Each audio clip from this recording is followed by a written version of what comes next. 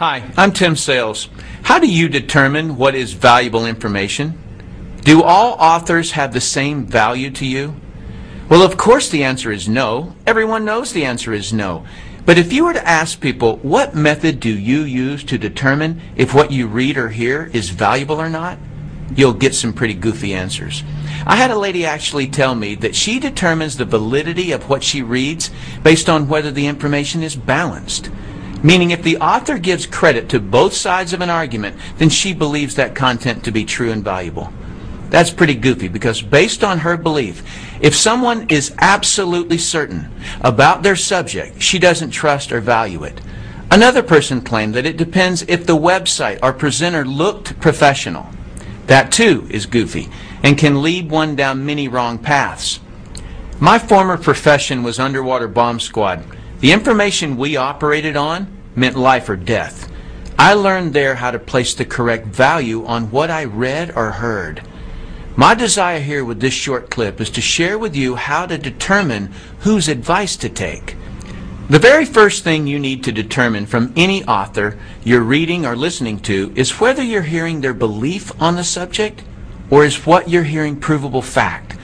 I'm saddened at how people will read a person's belief on a subject and forever operate their life as if the author gave them provable information. I remember a history professor giving the class his religious beliefs as if it was factual.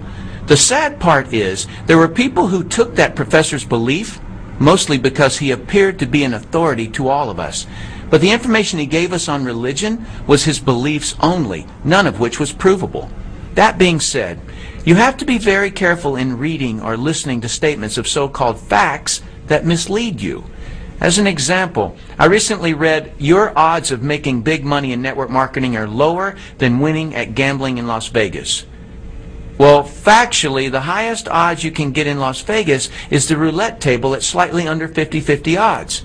So the author's statement is true. But how the author tricked you was by implying that making money in network marketing is based on odds or chance. It's not. It's based on performance. So the whole statistic is actually irrelevant. Had the author actually succeeded in network marketing, he would have known this. The author also tricked you by taking the statistic out of context.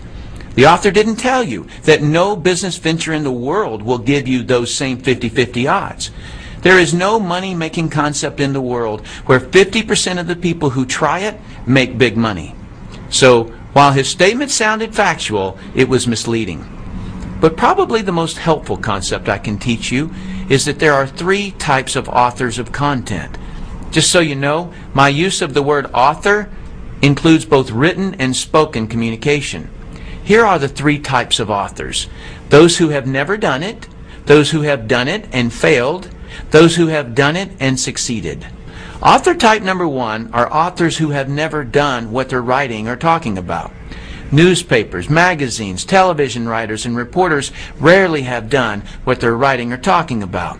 Their information comes from hearsay and as an outsider looking in. Many attorneys, professors, parents, and in-laws give advice on subjects they've never done. The majority of the books at the bookstore are from authors who have never done what they're writing and talking about.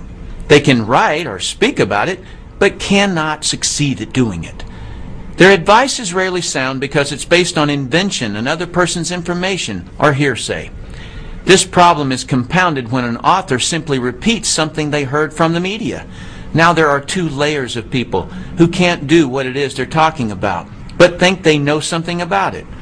Authors who have never done what it is that they're writing about or who have never succeeded at it cannot possibly place the correct importance on the subject. You can always identify authors who have never done it because their content is slightly or grossly off the correct subject. As an example, I read a web article claiming that multi-level marketing success was mathematically impossible.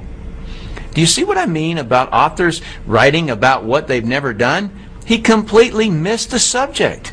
And as for his mathematical theory, that's like claiming that it's scientifically impossible for a bumblebee to fly.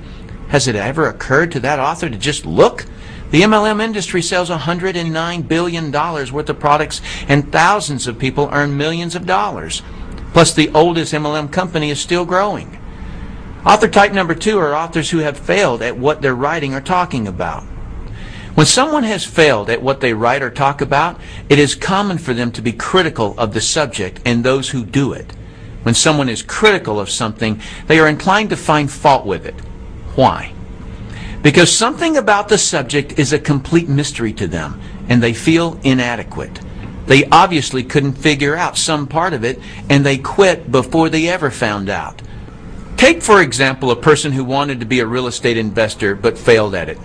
He will project his negative experience onto whatever he writes or says about the business. He'll typically write and talk about what's hard, wrong, or dangerous about real estate. Why? Because he never figured it out, and someone who succeeds at it proves his inadequacy on the subject of real estate. His worst nightmare is people succeeding at real estate investing. His negativity may focus on the aspect of real estate investing that caused him to fail, but more than likely he doesn't know why he failed. So he tries to make everything about real estate wrong, including anyone who does real estate. Just a warning, on every subject there are more people that quit at it than people who succeed. So you may find much more negative information about your subject than positive information. Do not take advice from authors who have quit at what they write or talk about. They are resentful and do not want you to succeed where they failed. Others' success only proves their inadequacy. They may claim that they only want to protect you, but in reality, they only want to protect themselves from a sense of failure by preventing you from trying and succeeding. Author type number 3 are authors who have succeeded at what they're writing and talking about. If an author has succeeded at what they are writing or talking about, they are a valuable asset to you, and their advice is worth listening to. They know what is important and what is not important about the subject. If you hear information from author type 1 or 2 that concerns you, ask author type 3 to explain it to you.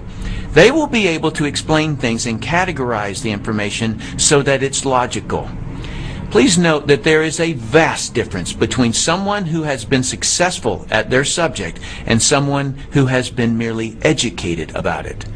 Just because a person has studied a subject or has been doing the subject for 20 years doesn't mean they can successfully do it. A beautician can study all about hair. That doesn't mean she can cut hair to her client's satisfaction. A psychiatrist may have been able to listen to her teachers and may have been able to read the required textbooks and may have even been able to pass the state board examination on the subject. But can she fix another person's problems? If she can't, don't take her advice. A student who has been educated on a subject has only proven that she can be a successful student. She has not proven that she can successfully perform in the subject. The person you should accept advice from on a subject you're researching is the person who has gotten the results you desire. If you want to succeed, take the advice of those who have been successful.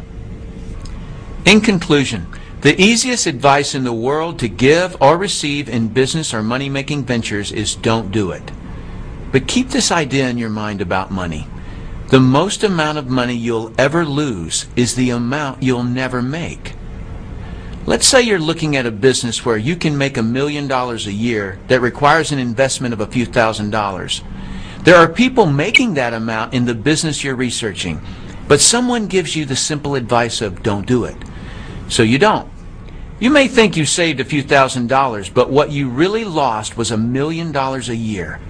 The cost of that poor advice you took was way more expensive than the few $1,000s you saved.